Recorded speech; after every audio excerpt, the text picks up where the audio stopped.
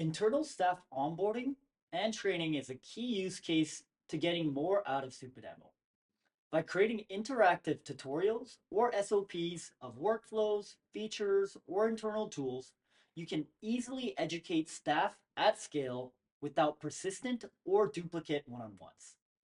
And while one-on-ones are not always bad, it's important to remember that some members implicitly don't want to ask too many questions or request additional training at the risk of maybe sounding unintelligent. By making training and guidance self-serve and available 24/7, it removes the potential barrier and friction, making knowledge available to everyone 24/7. Humans are visual creatures. We often remember 10% of what we read, 20% of what we hear, 30% of what we see, but 80% of what we do. Hence, Supademo's hands-on, tactile, learning by doing experience is a great way to drive training and adoption within your company. Check out an onboarding manual right down here.